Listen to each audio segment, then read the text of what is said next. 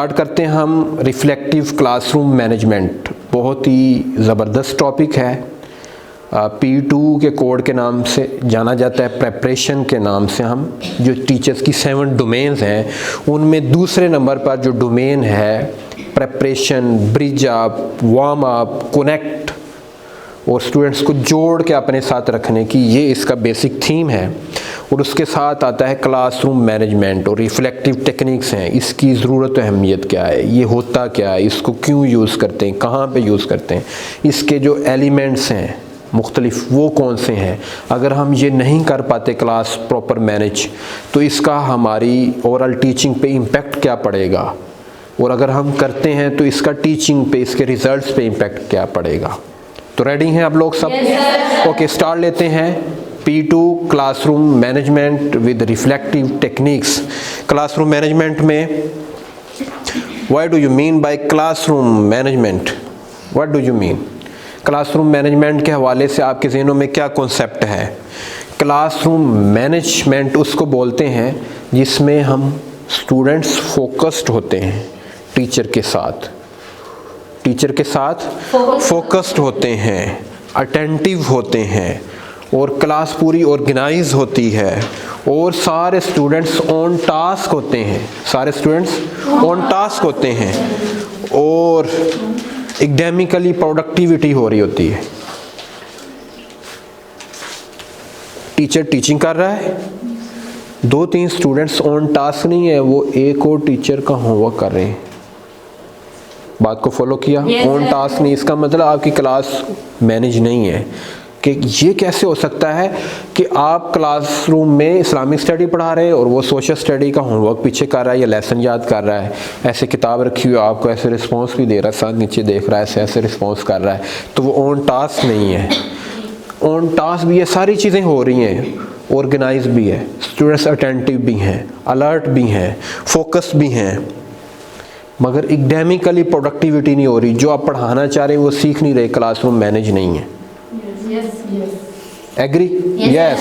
Agree? Yes. Okay, तो classroom management इसको बोलते हैं। इसके बाद हम आते हैं पर्पस की तरफ। Start with why, purpose, objective क्या है इसका, क्लासरूम मैनेज हम क्यों करते हैं, इसके जो पर्पस पे हम आते हैं।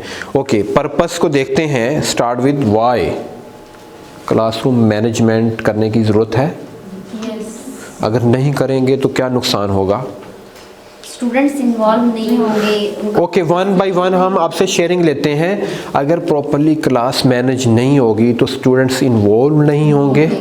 1 by 1 just hand raise. Yes, उनका फोकस नहीं होगा, इंटरेस्ट नहीं होगा, हम जो खुद टीचर के साथ कनेक्ट भी नहीं होगा, हम जो आउटकम्स लेना चाह रहे हैं उन पे हम कामयाब नहीं होंगे, जो आउटकम्स हम लेना चाह रहे हैं वो गेन नहीं होंगी। यस, वो टीचर के साथ कनेक्ट भी नहीं हो पाएगा, टीचर के साथ कनेक्ट नहीं हो पाएंगे।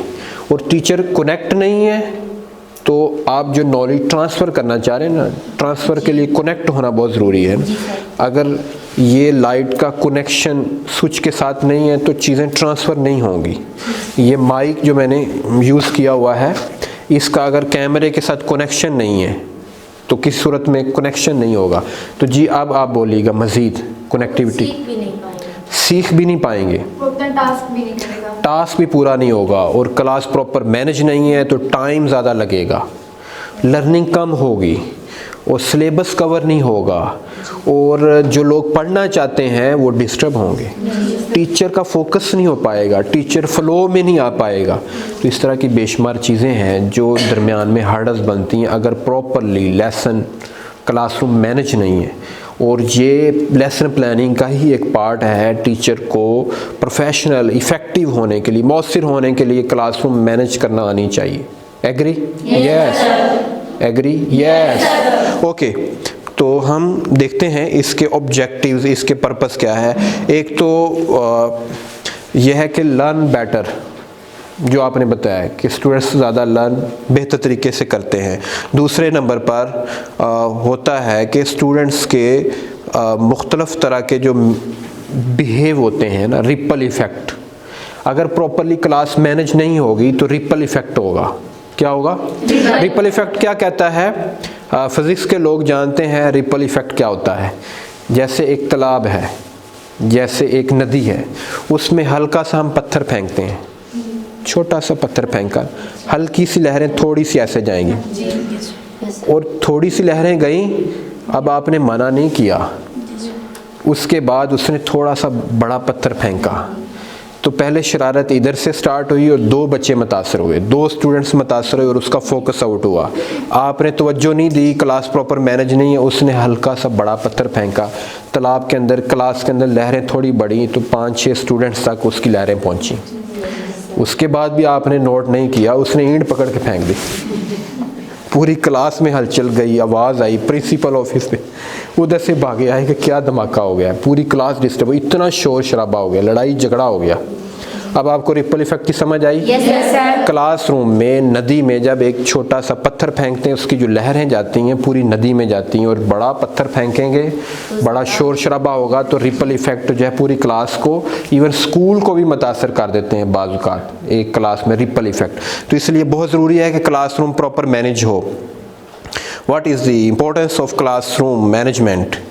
क्लासरूम प्रॉपरली मैनेज है तो स्टूडेंट्स अटेंटिव रहते हैं, रिड्यूस एंग्जाइटी, जो एक एंग्जाइटी परेशानी होती है वो कंट्रोल होती है, और हमें इमोशनल बिहेवियर, रिलेशनशिप और रेगुलेशन, उनको रेगुलेट करने में ना, उनकी इमोशनल डेवलपमेंट, उनकी इंटेलेक्चुअल डेवलपमेंट को, उनकी अंडरस्टैंडिंग को डेवलप करने में आसानी होती है। और इसके बाद डिस्ट्रैक्शन को हम रिड्यूस करते हैं। डिस्ट्रैक्शन होती है, ऑन टास्क आप काम कर रहे हैं, उनकी तवज्जो किसी और तरफ है, वो बाहर देख रहे हैं, कोई और काम शुरू कर दे, शरारतें शुरू कर दी, पेन की टिक टिक स्टार्ट कर दी, ऐसे ऐसे शुरू कर दिया है, तो ये सारी क्या है? डिस्ट्रैक्शंस हैं। इसके बाद वो उनका फोकस लर्निंग पे नहीं रहता। और डिक्रीज बुलिंग, बुलिंग होता है ना, ऐसे लोगों पे अटैक करना, वर्बल बुलिंग और फिज़िकल बुलिंग, ऐसे लोगों पे अटैक करना जो डिफेंस नहीं करते, मीन थोड़ा वो कमज़ोर लोग हैं, तो थोड़ा जो दूसरा इमोशनली स्ट्रॉन्ग होता है वो वर्बली बुलिंग करता है, दूसरों को टीज़ करना, कमज़ोर लोगों को टीज़ करना, हार्म करना, और इवन फर्नीचर को फिज़िकली और स्टूडेंट्स को फिज़िकली, बिल्डिंग को फिज़िकली नुकसान, हार्मफुल होना, तो ये क्या है? Bullying behaviour. और ये होता है फर्नीचर तोड़ देना, चीज़ें तोड़ देना, ऊंची आवाज़ से बोलना, बदतमीज़ी करना, गाली गलोच करना, तो ये मुख्तलिफ तरह ब्रेक टाइम में, क्लास में बुलिंग बिहेवियर डेवलप होते हैं। तो ये सारे प्रॉपरली क्लासरूम मैनेज नहीं है। अच्छा, टीचर पढ़ा रही है, 1-2 बच्चों की टिक टैक स्टार्ट हो गई है, और चिट चैट में क्या हुआ है, उसने आराम से बैठो, अब ये क्या? बुलिंग बिहेवियर है, पूरी क्लास डिस्टर्ब हुई, रिपल इफेक्ट स्टार्ट हो गया। वो ऐसे होता है बैकग्राउंड्स में, जैसे जैसे हम मतलब शहरी एरिया में भी, देहाती एरिया में, दोनों तरह से होता है। जहाँ पे इमोशनल कंट्रोल नहीं होता, तो क्लासरूम मैनेजमेंट एक्चुअली आपको सब्र तहम्मुल भी सिखा रही थी, स्टूडेंट्स को भी किस तरह बिहेव करना है।